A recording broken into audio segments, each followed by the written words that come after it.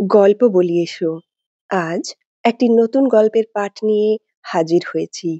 এটা ঠিক গল্প নয়, আমাদের সকলের পরম শ্রদ্ধেয় নেতাজি সুভাষচন্দ্র বসুর জীবনের কিছু সত্য ঘটনা। লেখক শৈলেশ দে। বইয়ের নাম আমি সুভাষ বলছি। তোমাদের সকলেরই ভালো লাগবে। শুনতে থাকো। আমি সুভাষ বলছি। Azad Hind radio, Berlin. আমি সুভাষ বলছি। কে?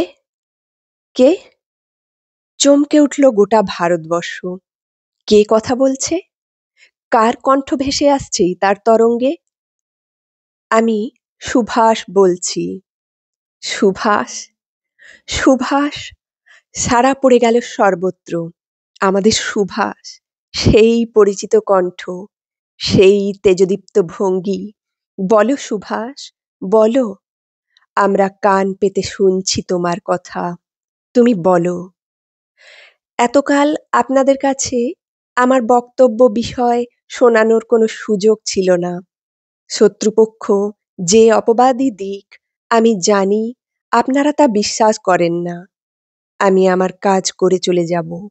কে কি বলে না বলে তাতে আমার কিছু আসে যায় না।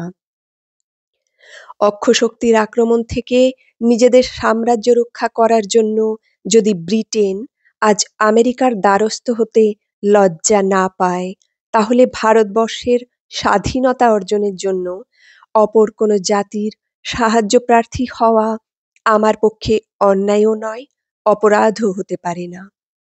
আপনারা আন্তর্জাতিক পরিস্থিতির দিকে লক্ষ্য রেখে প্রস্তুত থাকুন।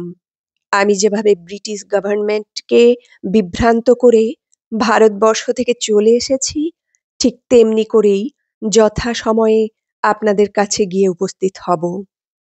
সে সুযোগ আসছে, সেটা সম্পূর্ণভাবে কাজে লাগাতে হবে। সেজন্য নিজেরা জাতি ও ধর্ম নির্বিশেষে অবিলম্বে সংঘবদ্ধ হন।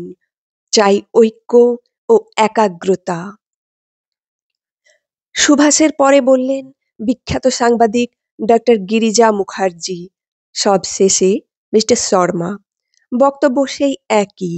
প্রস্তুত হও, দিন আগত ওই। একে একে সবার বক্তব্য শেষ হলো, তবু গুঞ্জন শেষ হলো না। সবার মুখে একই প্রশ্ন, সবার মনে একই সুর। কি করে এটা সম্ভব হলো? সুভাষ অন্তর্ধান করেছিলেন 1941 সালের 17ই জানুয়ারি। আজ 7ই ডিসেম্বর। পৃথিবীব্যাপী মহাযুদ্ধ চলছে। এ সময়ে সাম্রাজ্যবাদী শক্তির বেড়াজাল ডিঙিয়ে কি করে তার পক্ষে 7 সমুদ্র 13 নদী পেরিয়ে সুদূর বার্লিনে গিয়ে উপস্থিত হওয়া সম্ভব হলো? এ যে অবিশ্বাস্য, অকল্পনীয়, অভাবনীয়। সত্যিই অবিশ্বাস্য। প্রবল পরাক্রান্ত ব্রিটিশ রাজত্বের ইতিহাসে এমন অসম্ভব কথা চিন্তাও বুঝি করা যায় না, বিশেষ করে যুদ্ধের সময়ে। তবু তা সম্ভব হয়েছিল। সম্ভব হয়েছিল অনেক পরিশ্রম, অশেষ নির্যাতন ও প্রচুর অধ্যবসায়ের বিনিময়ে। এই ইতিহাসের অলিখিত অংশটাই বেশি, কতটুকু আর লেখাজোখা হয়েছে। তবু দীর্ঘদিন ব্যাপী অনুসন্ধানের ফলে যেসব মূল্যবান তথ্য সংগ্রহ করা সম্ভব হয়েছে, আজ সেই কাহিনী একে একে তোমাকে শুনিয়ে যাব মল্লিকা। মনে রেখো, শুধু একজন নন, এই ঐতিহাসিক যাত্রার পেছনে ছড়িয়ে ছিটিয়ে রয়েছেন অসংখ্য নামী অনামী দেশপ্রেমিক মানুষ, যাদের অকুণ্ঠ সহযোগিতা না পেলে এই দুঃসাহসিক অভিযান কোনোদিনই হয়তো সার্থক হয়ে উঠতে পারত না। তোড়জোড় শুরু হয়েছিল 1940 সালের মাঝামাঝি সময় থেকেই। সুভাষ তখন স্থির প্রতিজ্ঞ, বাইরে যেতে হবে। হিটলারের হাতে মার খেয়ে ইংরেজ এখন নিজের ঘর সামলাতে ব্যস্ত। এই অপূর্ব সুযোগটিকে কাজে লাগাতে হবে। প্রচণ্ড আঘাত হেনে ওদের ওই সাম্রাজ্যবাদী ক্ষুধাকে চিরতরে স্তব্ধ করে দিতে হবে। এখানে থেকে তা সম্ভব নয়। হয়তোবা কিছুটা সম্ভব হতো যদি এ ব্যাপারে কংগ্রেসের সহযোগিতা পাওয়া যেত, কিন্তু সে আশা সুদূর পরাহত। এখনো তারা সেই চিরন্তন আবেদন নিবেদনের বন্ধ্যা নীতিতে আস্থাবান। এখনো তাদের ধারণা এই আবেদন নিবেদনের ফলেই একদিন স্বাধীনতা নামক বস্তুটি তাদের হাতের মুঠোয় এসে যাবে। এ অবস্থায় কে তাদের বোঝাবে যে সাপ মারতে হলে লাঠির দরকার, মনসা পূজায় কোনোদিনও সাপ মরে না? কে বোঝাবে যে সশস্ত্র উত্থান ব্যতীত ব্রিটিশ সিংহকে ভারতের মাটি থেকে এক চুলও নড়ানো সম্ভব নয়? অবশ্য কংগ্রেসের সহযোগিতা না পাওয়া গেলেও অন্যান্য দলগুলোর আনুগত্য সম্বন্ধে কোনো প্রশ্নই ওঠে না। ফরওয়ার্ড ব্লক, বাংলার বৈপ্লবিক সংস্থা বেঙ্গল ভলান্টিয়ার্স, যা সংক্ষেপে বিভি, অনুশীলন সমিতি, পূর্ণদাসের দল, অনিল রায় ও লীলা রায়ের শ্রী সংঘ, উত্তরবঙ্গের বিভিন্ন দলগুলোর সমর্থন সব সময়েই তার পেছনে রয়েছে। সাহসে, শৌর্যে, বীর্যে ও আত্মত্যাগে তাদের তুলনা নেই। সত্যিকার সৈনিকের যা থাকা প্রয়োজন সব কিছুই তাদের আছে, তবু তাই যথেষ্ট নয়। সাম্রাজ্যবাদী শক্তির সঙ্গে মুখোমুখি সংগ্রাম চালাতে হলে আরও কিছু চাই। চাই আধুনিক অস্ত্র সম্ভার, চাই সুদক্ষ সেনাবাহিনী, চাই আরও অনেক কিছুই। এই মুহূর্তে এখানে থেকে তা সংগ্রহ করা সম্ভব নয়, তাই আঘাত হানতে হবে বাইরে থেকেই। ভারত এখন অগ্নিগর্ভ। বাইরে থেকে যথাযথভাবে আঘাত হানতে পারলে ভেতরে মহাবিপ্লবের আবির্ভাব সুনিশ্চিত। সুতরাং সর্বাগ্রে দরকার বাইরে যাওয়া। ফরওয়ার্ড ব্লকের অন্যতম নেতা সর্দার নিরঞ্জন সিং তালিবকে কথাটা একদিন খুলেই বললেন সুভাষ। আমি বাইরে যেতে চাই সর্দারজি, এ ব্যাপারে আপনার সহযোগিতা প্রয়োজন। বলুন কি করা যায় এখন? মনে মনে হাসলেন সর্দারজি। সুভাষবাবু যখন মনস্থির করেছেন তখন তাকে রুকনেওয়ালা দুনিয়াতে কই নেহি হ্যায়। ঠিক আছে, ভেবে দেখি কি করা যায়। ভাবতে ভাবতে একসময় বিশেষ একটি মানুষের কথা মনে পড়ে গেল সর্দারজির, বলদেব সিং। জামশেদপুরের বিশিষ্ট ব্যবসায়ী বলদেব সিং শক্ত মানুষ, বিশ্বাসীও বটে। তাকে একবার বলে দেখলে কেমন হয়? হয়তো কিছুটা কাজ হলেও বা হতে পারে। শুনতে শুনতে উজ্জ্বল হয়ে উঠল বলদেব সিং এর মুখ। অপূর্ব, অপূর্ব প্রস্তাব। এরূপ দুঃসাহসিক প্রচেষ্টা একমাত্র সুভাষবাবুর মতো লোকের পক্ষেই বুঝি সম্ভব। সত্যিই অপূর্ব। কিন্তু কাজটা শক্ত, বিপজ্জনকও বটে। সুভাষবাবুর সম্বন্ধে পুলিশ কর্তৃপক্ষ সব সময়েই অত্যন্ত সজাগ। বিশেষ করে এখন যুদ্ধের সময় তো কথাই নেই। হয়তো আড়াল থেকে প্রতি মুহূর্তেই তারা তাকে সতর্কভাবে লক্ষ্য করে চলেছে। এই অবস্থায় তাদের নজর এড়িয়ে তাঁর পক্ষে অগ্রসর হওয়া সম্ভব হবে কি? তাছাড়া হাঁটা পথে উত্তর পশ্চিম সীমান্ত প্রদেশ থেকে দুর্ধর্ষ উপজাতীয় এলাকা পেরিয়ে আফগানিস্তানে প্রবেশ করা মুখের কথা নয়। এ পথ যেমন দুর্গম তেমনি বিপদ সংকুল। সুভাষবাবু সমতল ভূমির লোক। তিনি কি পারবেন ওই দুর্গম গিরিসিংহ অতিক্রম করে নির্বিঘ্নে ওপারে পৌঁছে যেতে? অবশ্য তা বলে পিছিয়ে গেলে চলবে না। ঝুঁকি এক্ষেত্রে কিছুটা নিতেই হবে। তার জন্যে সর্বাগ্রে প্রয়োজন একজন অতি বিশ্বস্ত কর্মী, যিনি এ ব্যাপারে পুরোপুরি দায়িত্ব গ্রহণ করতে সক্ষম। কোথায় পাওয়া যাবে তেমন লোক? আরে কি আশ্চর্য! সহসা কি একটা কথা মনে পড়ে গেল বলদেব সিং এর। লোকের অভাব কি? পাঞ্জাবের কীর্তি কিষাণ পার্টির বিশ্বস্ত কর্মী কমরেড অচ্ছর সিং তো এখন পলাতক অবস্থায় তাঁর গৃহেই আত্মগোপন করে রয়েছেন। তাকে একবার জিজ্ঞেস করে দেখলেই তো হয়। শুনে সানন্দে রাজি হলেন অচ্ছর সিং। এ তো বহুত খুশি কা বাত হ্যায়। আমার দ্বারা যদ্দূর সম্ভব নিশ্চয় করব, কথা দিলাম। তক্ষুনি খবর চলে গেল পাঞ্জাবের কীর্তি কিষাণ পার্টির কাছে। সুভাষবাবুর জন্যে এ কাজের ভার নিতেই হবে। বলো, তোমরা রাজি আছো কিনা?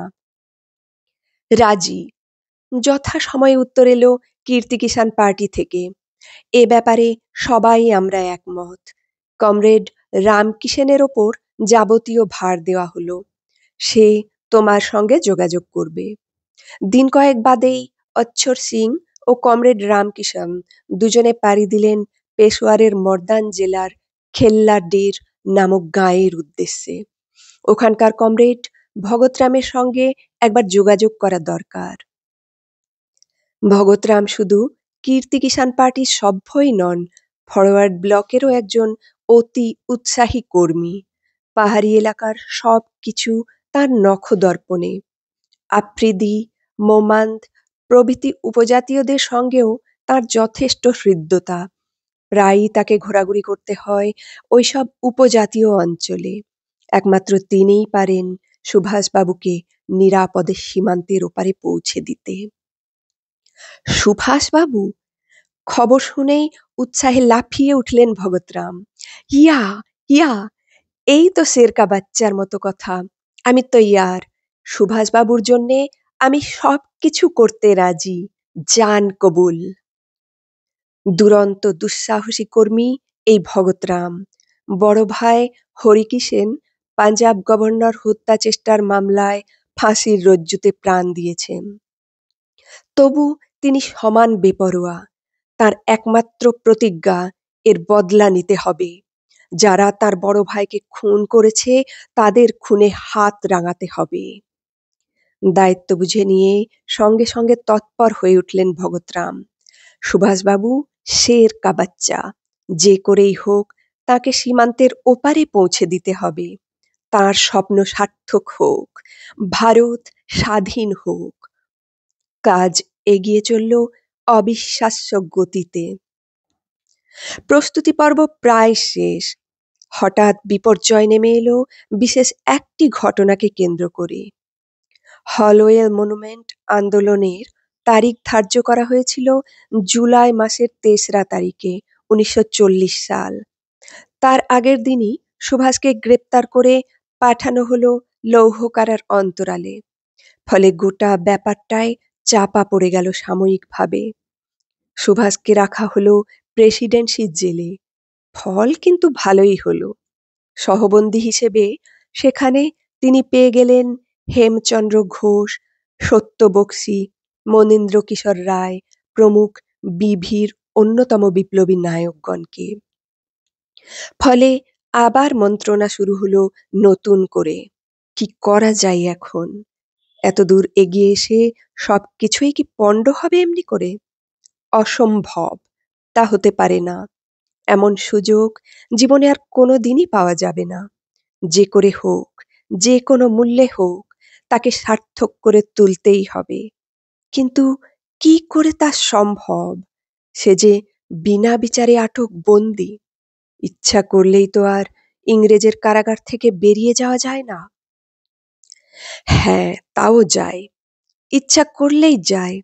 আগে জানা না থাকলেও এখন আর সে রহস্যটুকু অজানা নেই সুভাষের। তাই গোপনে তিনি তার দাদা শ্রদ্ধেয় শরৎ বোসের কাছে খবর পাঠালেন। অবিলম্বে বিভির জ্যোতিষ গুহর মাধ্যমে পরেশ রায়ের সঙ্গে যোগাযোগ করে সবকিছু জেনে নিন। জ্যোতিষ গুহ বিভির অন্যতম নায়ক। দলের প্রায় সবার কাছেই তিনি সুপরিচিত। কিন্তু পরেশ রায়, তিনি কে? কি তার পরিচয়? অগ্নিযুগের ইতিহাসে এই পরেশ রায়ের মতো এমন একটি বিচিত্র চরিত্র আর কোথাও তুমি খুঁজে পাবে না মল্লিকা। আত্মীয় স্বজন, বন্ধু বান্ধব সবার কাছে তিনি অবজ্ঞার পাত্র। সবাই জানে তিনি একজন স্পাই। বা গুপ্তচর। দেশদ্রোহিতায় তার একমাত্র পেশা। পরেশ রায় নিঃশব্দ, নিশ্চুপ। তাছাড়া উপায় কি? অর্থের বিনিময়ে যে লোক দেশদ্রোহিতা করতে পারে, মুখ তুলে কথা বলার মতো সাহস তার কোথায়, বিশেষ করে সেই যুগে? কিন্তু সত্যিই কি তাই? সত্যিই কি তিনি গুপ্তচর? ভুল মল্লিকা, একেবারেই ভুল। দলীয় স্বার্থের প্রয়োজনে নিজেকে সন্দেহ মুক্ত রাখার জন্য সারা পৃথিবীর ঘৃণা আর অবহেলা কুড়িয়ে এই পরেশ রায় যে দিনের পর দিন কি অসাধ্য সাধন করে চলেছেন তা জানতেন শুধু বিভির নেতৃস্থানীয় দু একটি মাত্র লোক, আর কারো পক্ষেই তা জানা সম্ভব ছিল না। সত্যিই অসাধ্য সাধন করেছিলেন এই পরেশ রায়। পুলিশ বিভাগের একজন শ্বেতাঙ্গ আইসিএস অফিসারকে তিনি এমনভাবে কায়দা করে ফেলেছিলেন যে বেচারার আর কোন দিকে এতটুকুও নড়বার জো ছিল না। অফিসারটি ছিল ভয়ানক মদ্য। মাইনের পুরো টাকাটাই তার চলে যেত মদের দোকানে। ফলে মাসের 7 দিন যেতে না যেতেই পকেট গড়ের মাঠ। তাই নিয়ে সংসারে খিটিমিটি। ঝোপ বুঝে কোপ মারতেন পরেশ রায়। খাও বাবা খাও, পেট ভরে খাও, না খেলে শরীর টিকবে কি করে? টাকা? না না, এই গরিব থাকতে টাকার জন্য তুমি ভেবো না, তুমি শুধু খেয়ে যাও।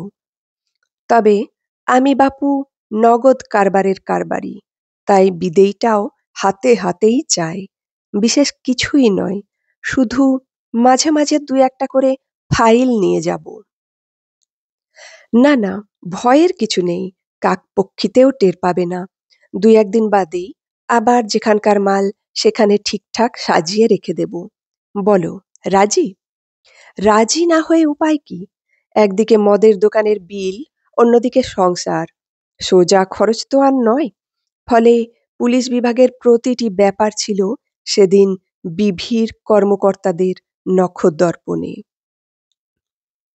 এমনকি কবে, কোথায়, কাকে, কিভাবে গ্রেপ্তার করা হবে সে খবরও তারা জানতে পারতেন আগের থেকেই। প্রথমটাতে বিশ্বাসই করতে পারেননি সুভাষ। পুলিশের দপ্তর থেকে গোপনে ফাইল পাচার করে আনা, এ যে অবিশ্বাস্য কথা, তাও কিনা একজন শ্বেতাঙ্গ আইসিএস অফিসারের হাত দিয়ে। অসম্ভব, এ হতেই পারে না। মনে মনে সেদিন হেসেছিলেন অন্তরঙ্গ সুহৃদ বিপ্লবী নায়ক সত্য বক্সী। তারপরই একদিন একটা ফাইল তিনি তুলে দিয়েছিলেন সুভাষের হাতে। এবার এবার বিশ্বাস হলো তো? এ কি? সুভাষ স্তম্ভিত। এ যে তাঁর নিজের সম্বন্ধে পুলিশের গোপন রিপোর্ট। এ ফাইল এখানে এলো কি করে? কে নিয়ে এলো? কে আবার? এনেছেন পরেশ রায়। তিনি ছাড়া এত বড় বুকের পাটা কার আছে? সংসারে পরেশ রায়দের জাতি আলাদা। খুশি হয়ে সেদিন প্রচুর টাকার ব্যবস্থা করে দিয়েছিলেন সুভাষ। এটা চালু রাখতে হবে। গোয়েন্দার ওপর গোয়েন্দাগিরি চালিয়ে যেতে হবে। এটা দরকার, সত্যিই দরকার। দরকার বলেই এই জরুরি মুহূর্তে সুভাষ স্মরণ করলেন সবার উপেক্ষিত সেই পরেশ রায়কে। জেল থেকে তিনি নির্দেশ পাঠালেন পরেশ রায়ের সঙ্গে যোগাযোগ করুন। খবর পেয়ে সঙ্গে সঙ্গে পরেশ রায় গিয়ে হাজির হলেন সেই হুজুরের দরবারে। কেমন আছো সাহেব? ইস, শুকিয়ে একেবারে আধখানা হয়ে গেছে দেখছি। কথায় বলে আগে শরীর, তারপর অন্য কথা। শরীর যদি গেল তো আর রইল কি? যাক, একটা কাজের কথা বলি। শুরু হলো ধস্তাধস্তি। হাজার হোক ইংরেজ, তার ওপর খাঁটি আইসিএস অফিসার। এ ব্যাপারে কিছুতেই সে মুখ খুলতে রাজি নয়। পরেশ রায়ও নাছোড়বান্দা।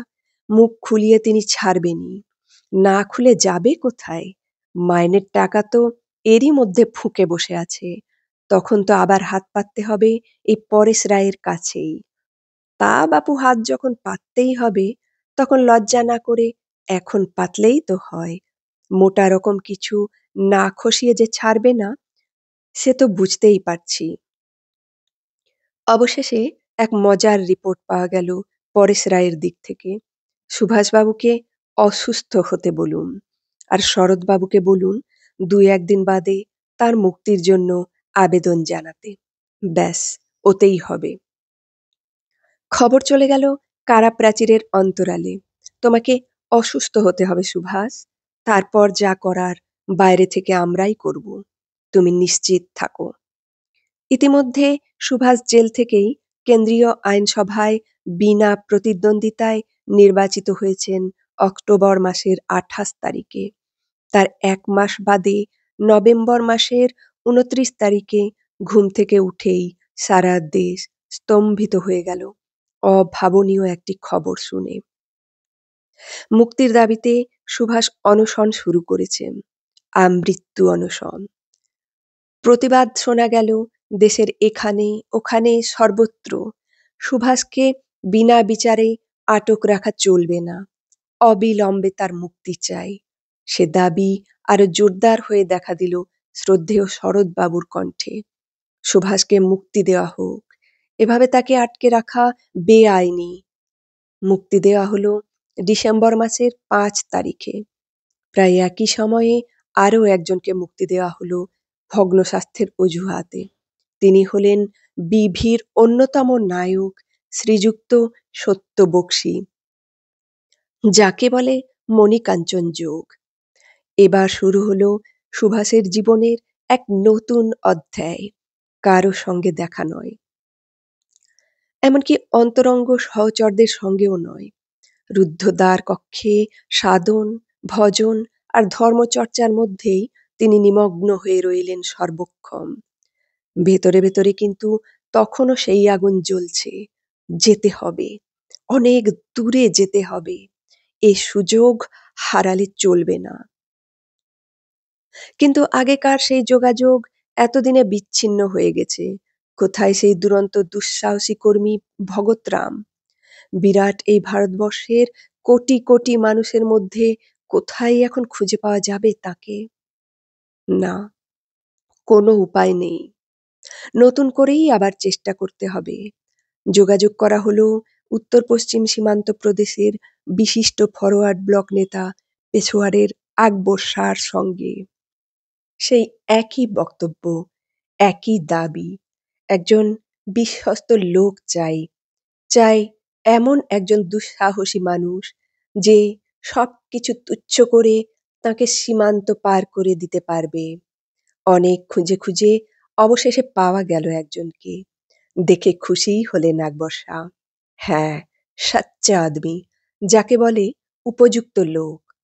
মল্লিকা, খুঁজে খুঁজে শেষ পর্যন্ত আকবর শাহ যে উপযুক্ত লোকটিকে নির্বাচিত করলেন, তিনি কিন্তু আসলে সেই দুরন্ত দুঃসাহসী কর্মী স্বয়ং ভগৎরাম ছাড়া আর কেউ নন।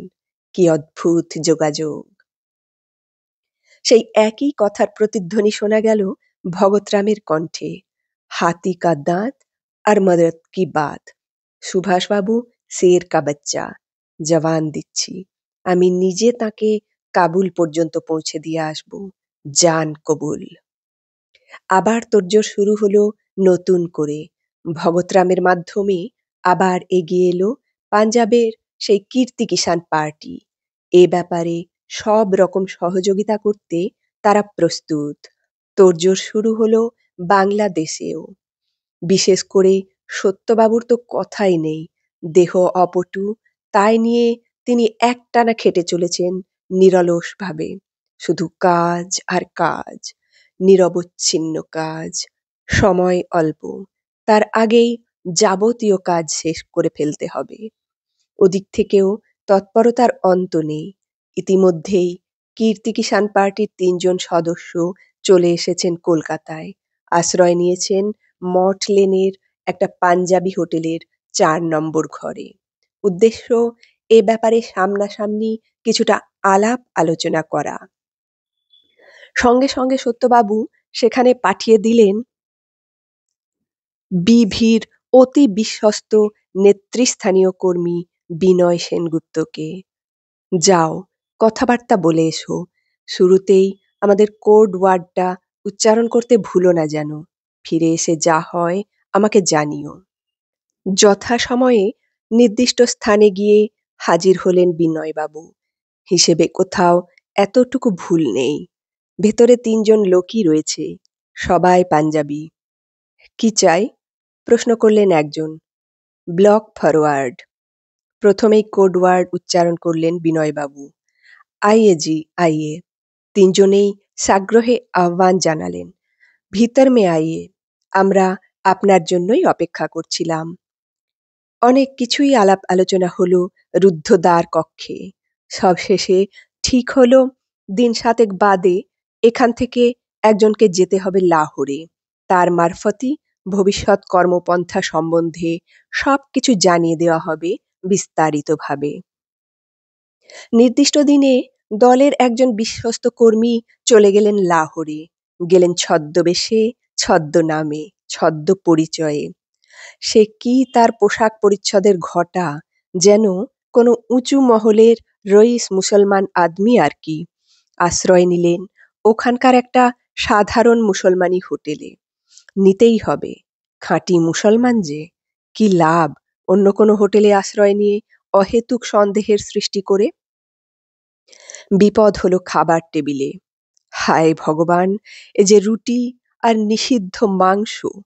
এখন উপায়? এক মুহূর্তের দ্বিধা। তারপরই তিনি অম্লান বদনে কাছে টেনে নিলেন মাংসের প্লেটটা। স্বাধীনতার চাইতে বড় সংস্কার বড় নয়। সুতরাং নিষিদ্ধ মাংসই সই, নইলে সন্দেহের সৃষ্টি হওয়া বিচিত্র নয়। দিন ৩ বাদেই কর্মীটি ফিরে এলেন যাবতীয় আলাপ আলোচনা শেষ করে। খবর শুভ। কলকাতা থেকে কাবুল পর্যন্ত যাবার সমস্ত প্ল্যান প্রস্তুত। এমনকি দিন তারিখও স্থির হয়ে গেছে। কীর্তি কিষাণ পার্টির সভ্যদের মধ্যে কে, কবে, কোথায় সুভাষকে রিসিভ করে কাবুল সীমান্ত পর্যন্ত পৌঁছে দিবেন তাও একদম পাকা। এখন শুধু অপেক্ষা মাত্র। এবার এক সমস্যা দেখা দিল সত্যবাবুর সামনে। সব চাইতে বড় সমস্যা। টাকা চাই, অনেক টাকা। নানা দিকে যোগাযোগ রাখা, প্রতিটি ঘাঁটি সুরক্ষিত করা ইত্যাদি ব্যাপারে প্রচুর টাকার প্রয়োজন। কোথা থেকে আসবে এত টাকা? জ্যোতিষ গুহ, বিনয় সেনগুপ্ত, কামাখ্যা রায় প্রমুখ বিবির নেতৃস্থানীয় ব্যক্তিদের মধ্যে যারা তখনও জেলের বাইরে ছিলেন, তাদের সবাইকে ডেকে এনে সমস্যার কথাটা বুঝিয়ে বললেন সত্যবাবু। টাকা চাই, একদিন অন্তর একদিন, কম করে হলেও ৫০০ করে টাকা। যে করে হোক এর ব্যবস্থা করতেই হবে। মহা সমস্যা। আত্মীয় স্বজন, বন্ধু বান্ধব সবাই স্বল্প বা মধ্যবিত্ত শ্রেণীর লোক। কোথায় পাওয়া যাবে এত টাকা? এ তো আর ২০০ টাকার ব্যাপার নয়। দলের মেয়েদের একবার জিজ্ঞেস করে দেখলে কেমন হয়? অনেক ভেবেচিন্তে শেষ পর্যন্ত বিপ্লবী নায়িকা উজ্জ্বলা মজুমদারের কাছে গিয়ে হাজির হলেন বিনয়বাবু। যে করে হোক কিছু টাকার ব্যবস্থা তোমাকে করে দিতেই হবে ভাই। স্বাধীনতা সংগ্রামের ইতিহাসে নারীর অবদান তুচ্ছ নয়। কত মা, কত বৌদি, কত স্নেহময়ী দিদি যে বাংলাদেশের এই দুরন্ত দামাল ছেলেগুলোকে সেদিন ধৈর্য দিয়ে, সহানুভূতি দিয়ে সব রকম বিপদ থেকে আগলে রেখেছিলেন, ইতিহাসও বোধ করি তার সঠিক হিসেব দিতে পারবে না। ঘরছাড়া কুলহারা এই ছেলেগুলোর জন্যে তাদের শুধু বুকই ফেটেছে, কিন্তু মুখ ফোটেনি কোনোদিনও। এবারও তার ব্যতিক্রম হলো না। সঙ্গে সঙ্গে উজ্জ্বলা মজুমদার তৎপর হয়ে উঠলেন সুবালা সেন, ঊষা সেন প্রমুখ দলের অন্যান্য নারী কর্মীদের নিয়ে। টাকা চায়, অনেক টাকা। পাওয়া গেল বেশ কিছু অলংকার। নারীর সবচাইতে প্রিয় জিনিস অলংকার।